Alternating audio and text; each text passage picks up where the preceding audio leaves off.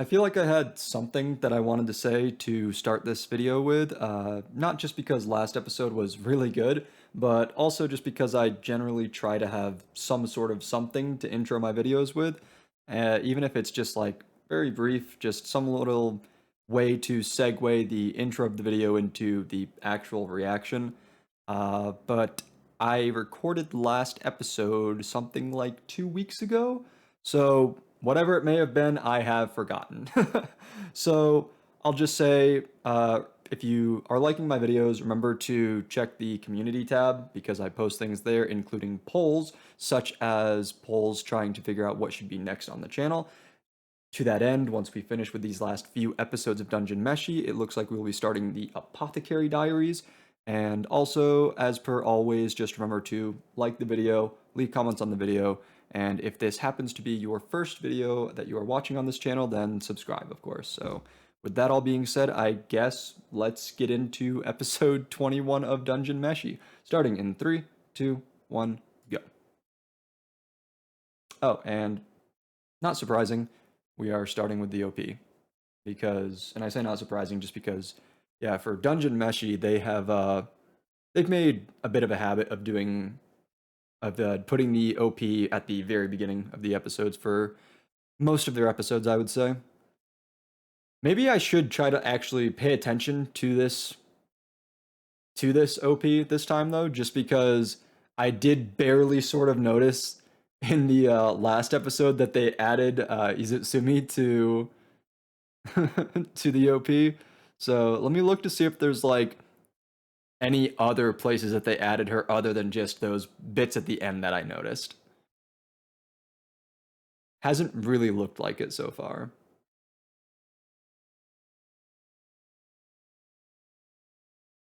Yeah, everything else looks the same, I think.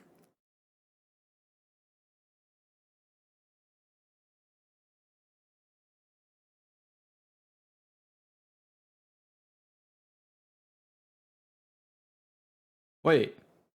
Oh, okay. I didn't remember what place in the order she was, and I thought that they took her back out, and I was gonna be really confused for a moment.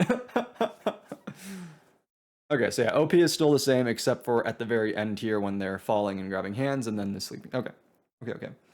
All right, I'm really excited to see what we get next. I'm obvious again, I really liked last episode, so and I really liked Izutsumi's character, so I'm looking forward to seeing more of that, but it doesn't look like that's what I'm gonna be getting right now.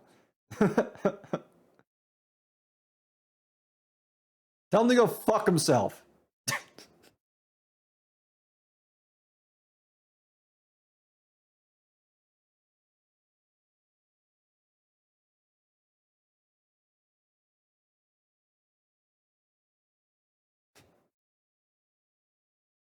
If I was Kabu, I don't think I would have been able to. Jesus. I don't think I would have been able to ignore the fact that Shura was basically being mothered right in front of me while I was trying to have a conversation with him. Oh, that's a bit concerning, isn't it? Oh my god, that's still happening, by the way. I saw her put his hair down. Yeah, we've heard some slightly concerning things about these folks, I believe.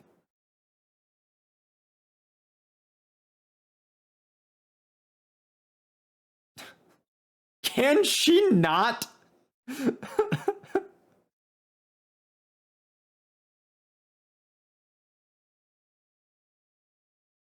I think Taunt said that he was going to be trying to delay them, though.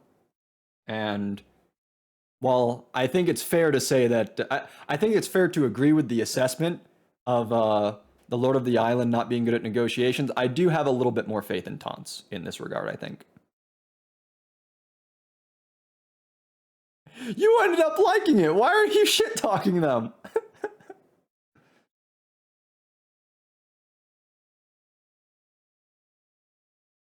Ooh, that's not great.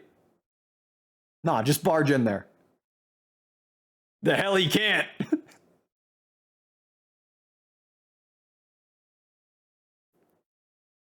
I would not put it past Kabu to just go inside and kill basically everyone in the room. He can do what he damn well pleases. Ooh, Kabu backstory though.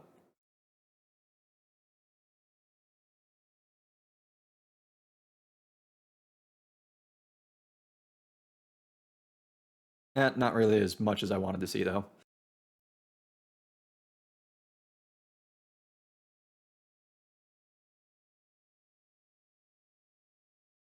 Ooh, okay.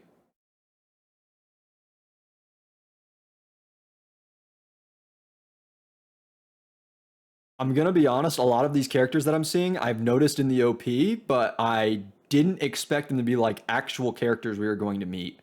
I thought they were just going to be like a vague group of. I thought they were kind of just like a vague group of elves.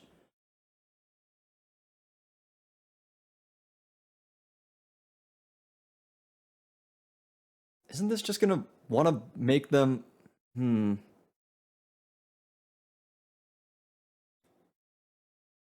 Yeah, I was gonna say, I feel like you're just helping their position in these negotiations, no? Don't like that statement.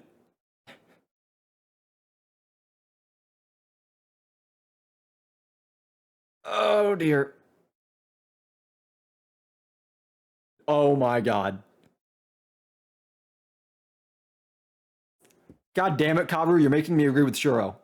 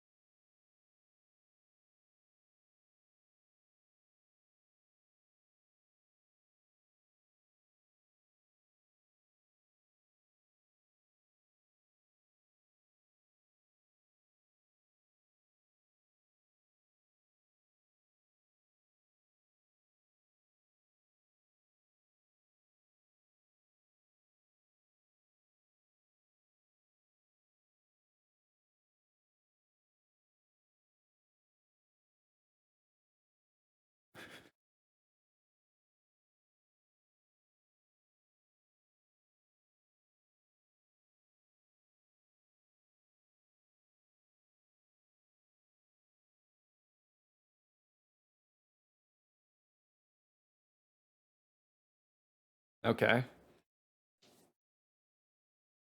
So as much as he doesn't want Laos to get control of the dungeon, stopping these elves is a bigger priority for him.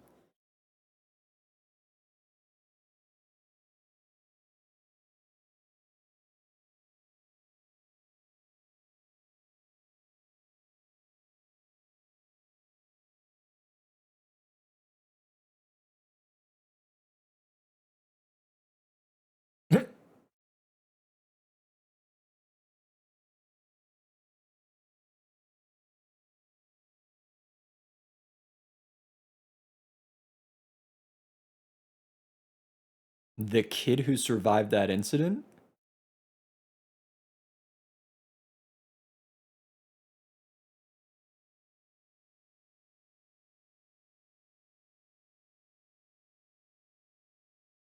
So many racial issues in this show. I kind of really like it.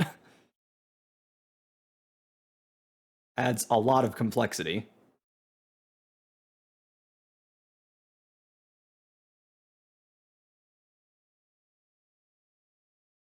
Shigaraki, is that you?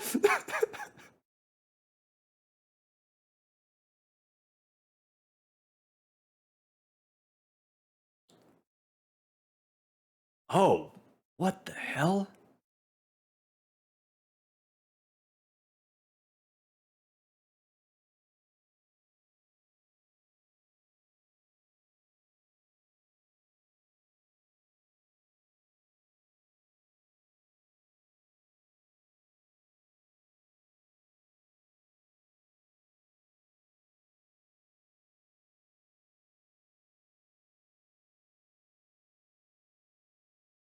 I'm getting really distracted from his words by the little frickin' pixie that's flying around him and leaving sparkle dust everywhere. Thank you.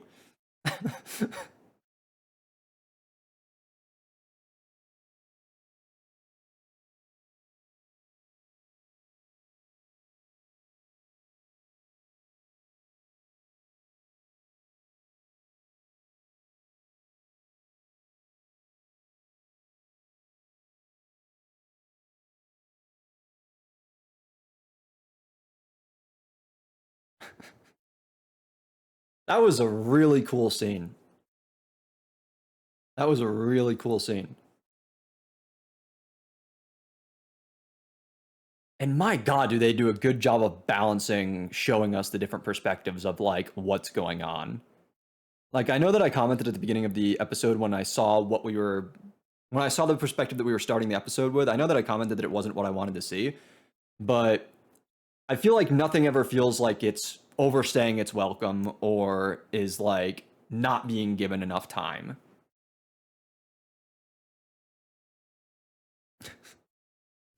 Oh, Senshi.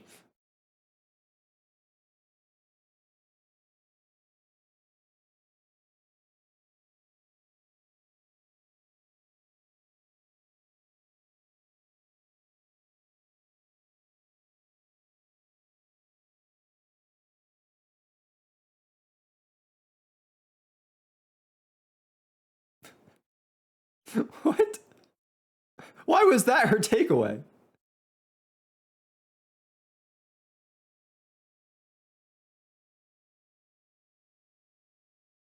Delicious. Soul eggs Benedict. Like a pizza. Ow. Or I guess you could be civilized about it.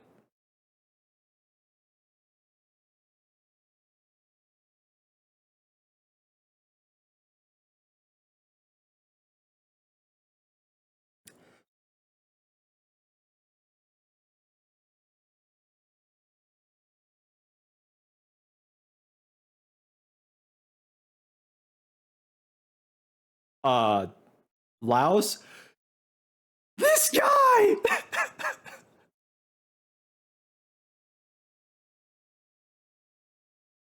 He thought he's. Thank you, Marcial. Yes, kind of. They're not hallucinations.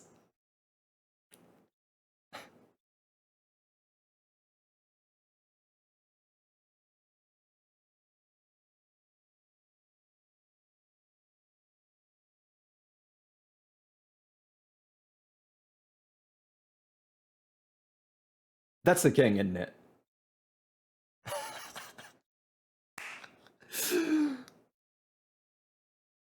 He can hear you.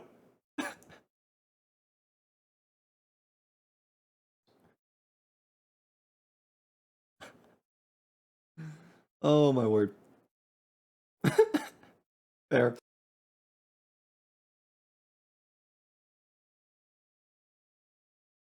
Eh? Yeah. Whee! It can hear you. Just thank it yourself.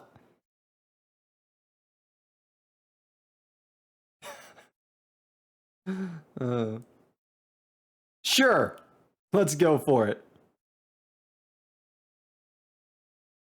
Bye, Laos.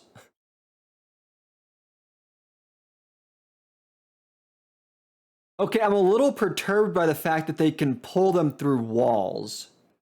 It was one thing when they reached out of a wall and then pulled them through like a trap door, right? That was one thing. But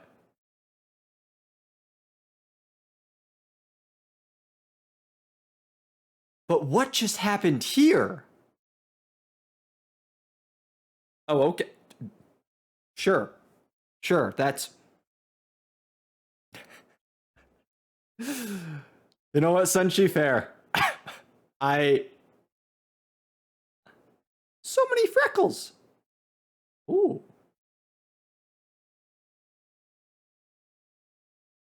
Are you from outside?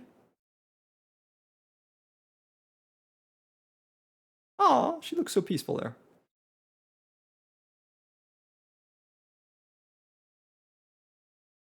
What is this? I'm sorry, under orders?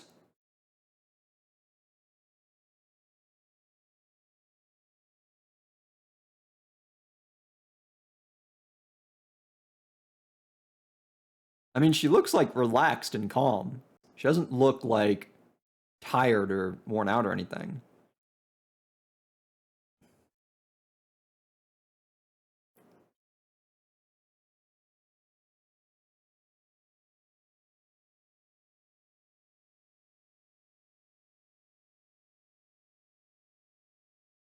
Okay, things just got like so much more twisted in the narrative, I feel.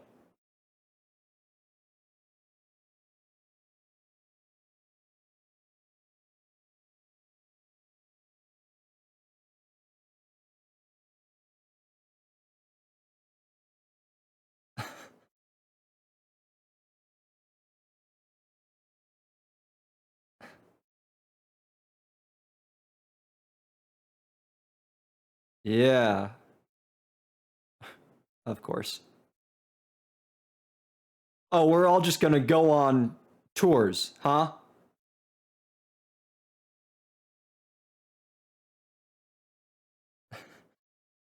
I think she's I think she's being affected by whatever's controlling the monsters, right? I kind of wanted to say that before, but I feel more confident in that assessment now.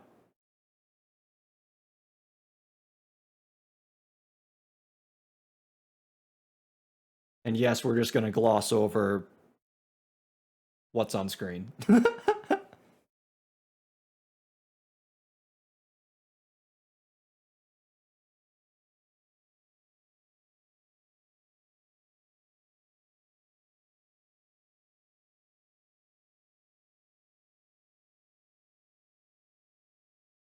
Huh? I have so many questions.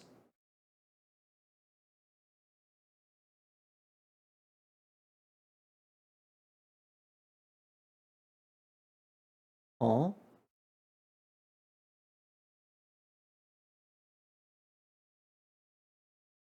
Oh my god.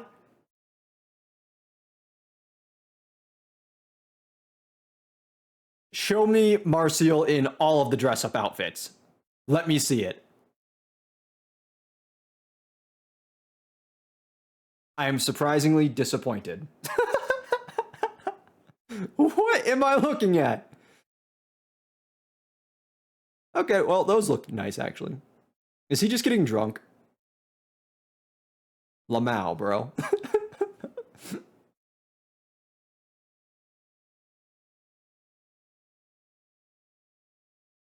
What?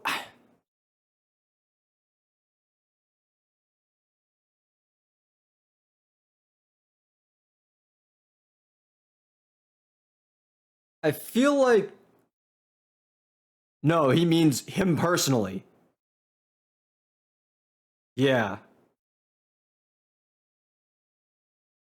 Yeah, y'all are like I get that they said like sorry the master's out, the person who's going to explain everything, like that'll come later. But I feel like they're being way too chill about not knowing what the fuck is happening right now.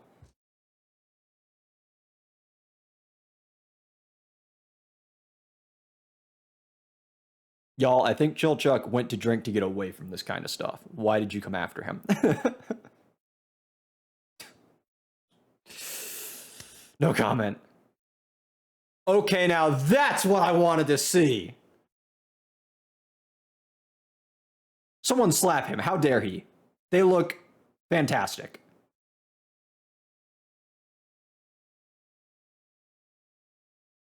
Those other ones were certainly exotic.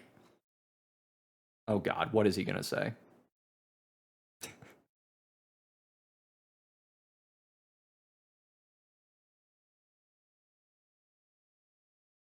What?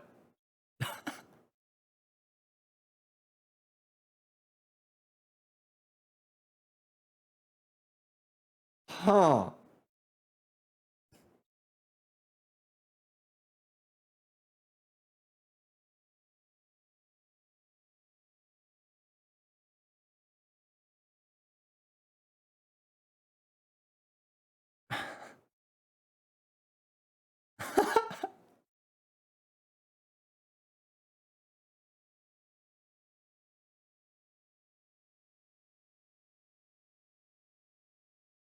Careful with saying something like that. Careful with that phrasing. Oh dear. Oh, okay. I thought it was the master. Oh, an old person.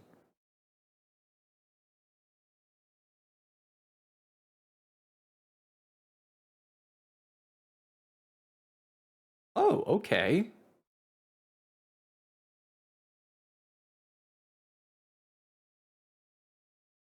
Oh dear. This is gonna be like all of next episode.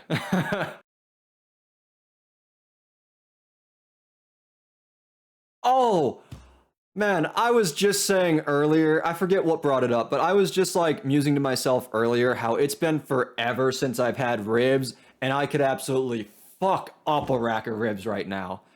I'm sorry to get completely sidetracked by the food in a very not dungeon meshy way because it's normal food that we just saw for the most part. But like, oh god, I want ribs. Okay.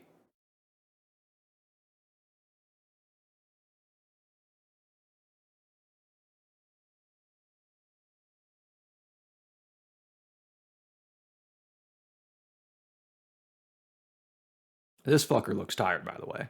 I feel like I'm swearing a lot in this video. We might not feel any hunger.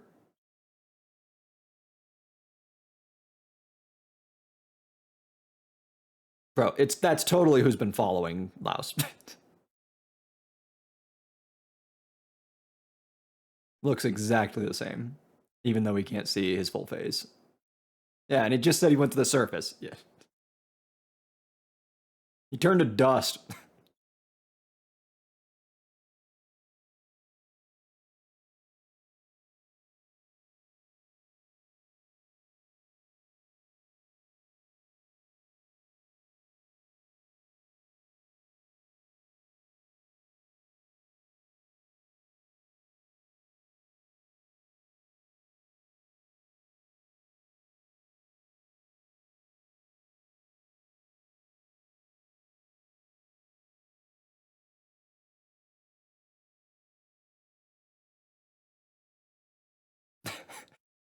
He's Itsumi.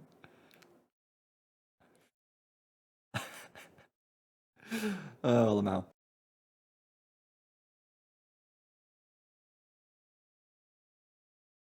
Huh? Oh my god. A winged sword? Laos, would you be so kind?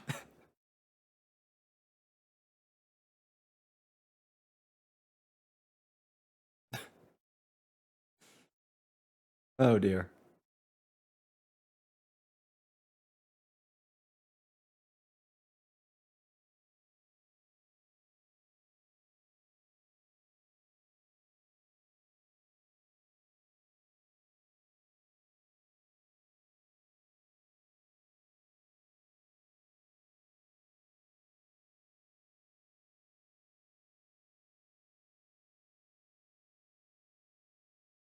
Wow, cool. So we've got.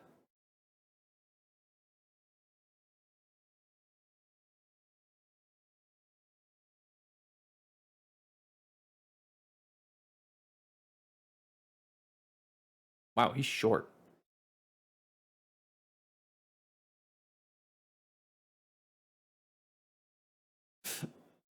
Marcel, you okay?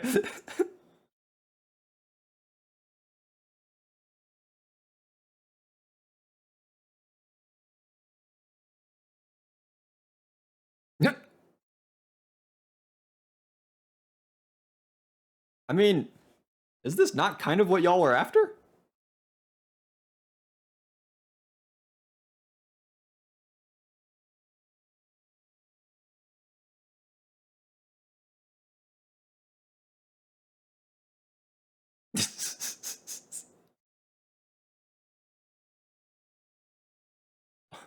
Why is Senshi laying like draw me one of your French girls?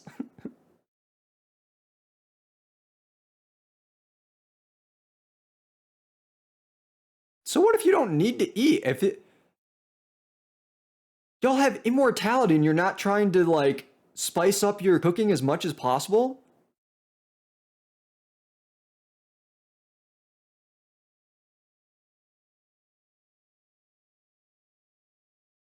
Some of the girls were bored enough to get into dressmaking, but they're not bored enough to learn how to season and spice and cook.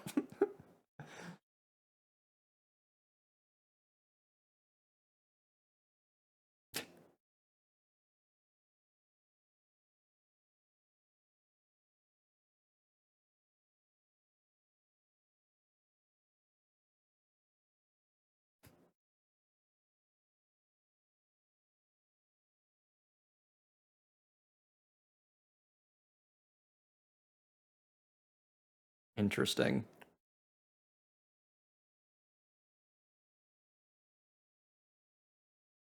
Damn, what a good episode. What a good episode. And it was just like it was packed with so much stuff, right?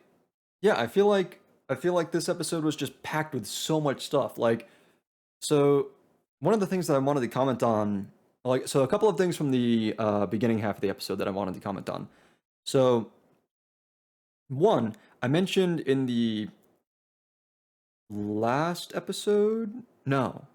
Maybe it was the episode before last. But when Laos's group got their like winter outfits basically, I commented on how I love when characters get like outfit changes and stuff, and I thought that their new outfits like looked pretty great. I think I thought that I think I might have said something about is Izutsumi is looking a little silly for her because it was meant to be for it was Namari's old stuff, but the rest of their new fits like all looked awesome, and kind of to an extent continuing talking about character designs and such. uh I noticed how like Kabru had a different outfit and after like when he and Shuro made their way to the Lord of the Island. Even Namari had like a bit of a different look, and that was just really cool to see. Kind of again, kind of just like continued where they updated Laos's party's look, so they decided to also update the look of some of the people who were now returning to the outside world, outside of the dungeon, beyond the dungeon, and then also to the point of character design, when we got into that meeting room and we saw all of these elves, I think that it was super cool how all of the uh, all of the elves, I think they're called the Western elves, if I'm not mistaken. Um, I think it was super cool how they all looked like, in my opinion at least, they all looked very visually distinct from each other, but also very much like they all belonged to the same race, right? They just looked they all had that kind of like, oh, these characters all like very clearly like have common ancestry. But again, the character designs weren't like samey or anything. Like it definitely didn't look like, take basic character model A and then copy paste it to make basic character model B. They very much looked like their own characters, even though I have no idea how much we're going to be seeing these characters. Again, I know that there's going to be a season two, so it's not like these are the last few episodes. So they're going to get more than 5 more minutes of screen time, most likely, even if we don't necessarily see them much more or even at all more for the remainder of this season. They will probably be players to some degree in season two, if nothing else. So yeah, that was just really cool to see. Um, and then also there was something else. Oh, something else. This is a bit more of a smaller thing, more of a character observation, which I think that's kind of what I specialize in to an extent when I'm talking about like things about shows. I think that you know you don't. I don't think you watch my videos to get like deep reads on like symbolism or themes necessarily. I think that the things that I am better at taking note of and analyzing and talking about tend to be things that are more character focused, things that are more about like, oh, characters are behaving in this way. We're being shown these sorts of things by the narrative about these characters, their dynamics, et cetera, that kind of stuff, right? And something that I just thought was a little bit funny was when Kabru was talking about his sort of like journey of trying to be the person that does claim the dungeon. He said he was talking about how like basically all of the people that he tried recruiting to adventure with him let him down in some form or another with the kind of people they were or their abilities or both. And I just think it's sort of funny that we sort of had, our previously what we were shown of Kabru was sort of like a juxtaposed character to Laos in the sense that like Laos is the monster guy and Kabru is like the human guy in terms of like the like more social aspects to being a leader, right? And being an adventurer just kind of generally speaking. But I think it's interesting that one of the first things that I thought when he said that was that like, oh, despite the fact that he can like, he's good at like social maneuvering and we've seen him like be a bit of a manipulator to an extent, despite that, he's not very good at necessarily reading people, at least not naturally, because and maybe this is so to an extent this is me bringing like my own personal experiences into this. Like I've worked in management, I've worked as someone who does like hiring and training and firing and that kind of stuff, and I tend to be pretty good at reading people in terms of like knowing about like their character, knowing like being able to anticipate like what kind of work ethic they're going to have, knowing like what sorts of aspects of a job, like what kind of tasks they may be good at or what they might struggle with, that sort of thing. And so, but a lot of people just aren't like that. I feel that's kind of why you have like interviews work the way that they are, which frankly speaking, a lot of times is nonsensically. I think that a lot of hiring is done really, really poorly, and that's why you sometimes see like a lot of people who are not good at their jobs because they're just not really necessarily suited for it. But everybody needs to work to make a paycheck, right? That's also why you see in a lot of jobs there's pretty decently high turnover. Obviously, in some sorts of, in some industries and some specific companies, there's higher turnover than like average, but a lot of places have relatively high turnover. And it's because of a variety of reasons, one of which is that like people just, a lot of interviewers and like hiring managers and stuff are just like not really good at screening out people that are and are not actually good fits for their company. And so I don't know, it struck me as interesting that Kabru, this person who like tries to scrutinize like every little thing that a person is saying and doing to try to assess their behaviors and like get a read on like who they are and like how they fit into his plans is I don't know. There's something about the fact that being able to understand people seemingly doesn't come naturally to him, and it's something that he like has to put a lot of active effort into doing that I thought was interesting. I don't know. But then second half of the episode gave us, I feel like, a lot more. I already thought that the first half of the episode kind of gave us a lot, but then in the second half of the episode I feel like we got a lot more. And it was the kind of thing where every piece of information came with questions and every answer just came with more questions, right? Like I'm still wanting to know, and like maybe I missed this being addressed. I don't know. There's probably some because of various reasons. I feel, especially at like certain points in the episode, there are definitely some details that may have been addressed like somewhat briefly that I might have missed. Um, but so unless it was glossed over super briefly, I still want to know like where the hell are we?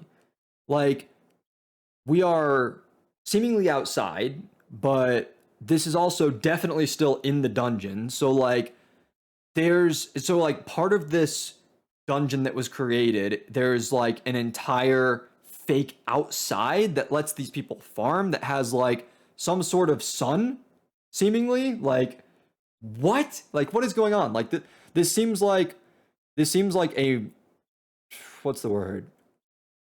Almost like a pocket dimension of the outside world within the dungeon, which I feel like, and I mean, Marcel was commenting on like the absurd complexity of the magical systems that were at place that she could like just feel in the air and that she could like see the kind of like runes and characters of, and it's just like, God, I don't know to what extent they go like in detail, in depth on like these specific aspects of the like building blocks of the world building and lore of this series in the manga, but like this is definitely a show where there there are shows that sometimes you watch, anime specifically in this case, obviously, where it like leaves you with like an incomplete story, and because you want more of the characters and more of the narrative and whatnot, you're at that point you're like, oh, I need to go read the manga.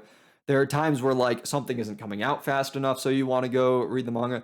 There's times where like you hear about a story being changed from its source material when it gets adapted into anime, so then you want to go read.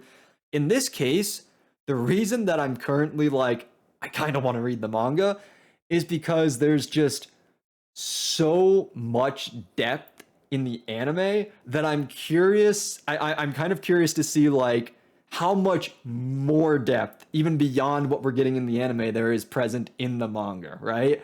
So yeah, I mean, and I think that I think the fact that I feel that way is just another testament. Like, and I've said things like this. I've said things to this effect multiple times as I've been watching this show. I think it's just a testament to how incredible of a job this anime is doing in just so many different regards, right? With the characters, with the world building, and actually, while I'm talking about just all the things that this show has been doing incredible, I also want to mention that like even though it wasn't a super, I don't think it was probably super obvious to people who don't necessarily like pay a ton of attention to this kind of stuff, maybe. Or maybe I'm just, talking out of my ass with this. Maybe a lot of people noticed it. I feel like the animation was actually above average this episode. And I don't mean above average compared to like other anime. I mean like compared to itself. I'm talking about compared to itself. Like Dungeon Meshi, I've talked about before. I believe the animation is really good. I talked about how I'm generally not a fan of Studio Trigger, but this series has been really good in terms of just how it looks visually. But this episode, there were a bunch of like little moments that I felt like just looked better than I'm used to seeing from this show, which is already pretty high standard, I think. Some of the things that come to mind are like when I was talking about that scene where Marcia was talking about being able to like see the magic basically that was impacting where they were. The way when she like reached up and like kind of grasped at the magic particles in the air, I felt like the animation on her hand was just like super detailed. There was another scene when they were eating the dinner with the leader of the, I don't even know what to call these people. um, the vestiges of Delgul's kingdom. I don't remember the name of the kingdom. Whatever, it's not a big deal. Uh, when the when Delgul's grandson was imploring Laos to be basically their savior of uh and overcome the lunatic magician. At one point, when Marcia was in the background, like frantically shaking her head, I think she was also doing this with her hands. Like that, just it looked like it had like just more frames than average, than you would typically expect from just like a shaking head animation. I think there was also a similar kind of thing in that scene with Chilchuck, where I was just like, he seems to be animated just better than usual, and yeah, it's really impressive. It's just really impressive to see. I don't know. Uh, I don't know. I mean, yeah, I don't necessarily think that I want to try to pick apart all of the pieces of the story that are like affected by the information that we got here, because I guess because I feel like it is almost certainly the case that next episode we are going to get more information. We are going to keep building on what was presented to us. Like when again, like at one point during the episode when they talked about when like we were talking about getting to learn more from the master or leader, whoever, whatever they want to call it, of their little village. I said like that's going to be all next episode. And I didn't fully believe that when I said it. It was a bit of a joke, but I do think it is the case that there's just like so much information that's like, I mean, even looking at like their curse of immortality. So for just to preface this, I'm one of the people who would absolutely take an offer of immortality if it was presented to me. I know that there's like all kinds of people who, say for one reason or another that they wouldn't want immortality. Oh, I don't want to see, all of the people that I know pass before me. I don't want to, see the world, how the world changes while I stay the same, or whatever. People have all kinds of reasons why they don't want to live forever. I'm not one of those people. I would absolutely take immortality in a heartbeat if given the chance. So when they talk about like their curse of immortality and they talk about like not necessarily like not like needing to eat, I'm sitting here like, what's the catch? Like, what's the actual catch? Like, what's the real drawback to their current existence? Like, is it just that they can't like go out and travel and explore? Is it just that they've been kind of left behind by the rest of the world because they're trapped in this sort of, again, this like pocket dimension within the dungeon? Like, what exactly is going on here? And we already sort of touched on like deeper implications of this when Laos in that like final scene in the bedroom, when he was like reflecting on that scene, he said like when the leader put his hand on Laos's, he said like his hand felt cold. So like that's not normal, obviously, right? So like what are all of the terms and conditions, right? What is going on with these people? How exactly are they living or maybe not living, depending on how you want to frame the conversation? So that's something that I'm curious to see more of. And again, it's one of those things that I feel, and this is something else that I feel like I've said multiple times as I've been watching the show. It's another one of those things where I feel like you could do it in a way that's just like incredibly simplistic and incredibly bland, incredibly just played out. Like it's been there, seen it, done it, not interested, right? But Dungeon Meshi has so much care put into, again, the complexity and depth of just everything seemingly everything that is being presented to the audience, that like I'm curious to see what exactly is going on with how this curse of immortality like actually works, and just like all of the little strings attached and whatnot. And yeah, I think there was something. Oh, and then talking about the sort of the magic that are the magics that are affecting this place, right? The things that keep the monsters docile, and the way that Marcel is like trying to figure out, or I'm not trying to figure out, would like to be able to figure out. She currently is. I liked her line. Maybe I don't know if this was like a specific way that it was translated in the version I was watching, or if this is how it's generally seen in the subs. But I liked how she said like everything I'm trying to look at is censored. um, so what she's like trying to figure out with like how all this magic works that like affects the aggression of the monsters and whatnot. So this is like very obviously relevant to kind of what they were doing, right? Because so like they were delving further into the dungeon in pursuit of the lunatic magician, specifically because they were looking for a way to, if not fix Fallen from being a chimera, at the very least to be able to like make her not a threat. To basically, in a weird way to use this term, but I think it's kind of accurate, to kind of domesticate her, to make her more docile, to make her less aggressive, right? And I think that there's going to be some kind of interplay here where the current like barriers that are up are too extreme for people like Fallon, right? I think we see this through Izumi's behavior, right? That's not her normal behavior. They don't want to do that to Fallon. They arguably don't even really want to see Izumi like this. Like, sure, I bet they would prefer to have her smacking hands away rather than scratching people's faces into to the point of bleeding. But overall, I don't think they necessarily want people like Izumi and Fallon to be subjected to like this forced Uh, not entirely sure what word I want here. I, I guess this forced state of contentedness. How do I conjugate that? Whatever. Spending too long on the end of that sentence.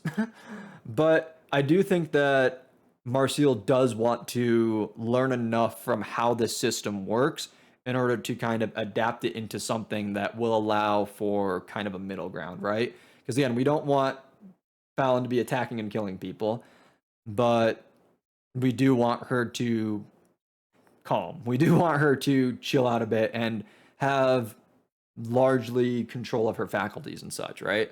So, yeah, there's there was just it's not just that this introduced like so many new things to the story, but it also introduced a bunch of things that are going to be relevant to things that were already aspects of the story.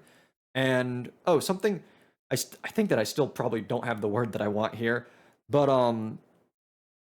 the one of the things that I was trying to say when the uh, the village leader was going over the prophecy, right, was that you now had two different like sides of the story in a sense, like two different commandments. Whatever, that's not the word I want. It's what we're going with. You have two different commandments decreeing that like if you take out the Mad Mage, you get the kingdom.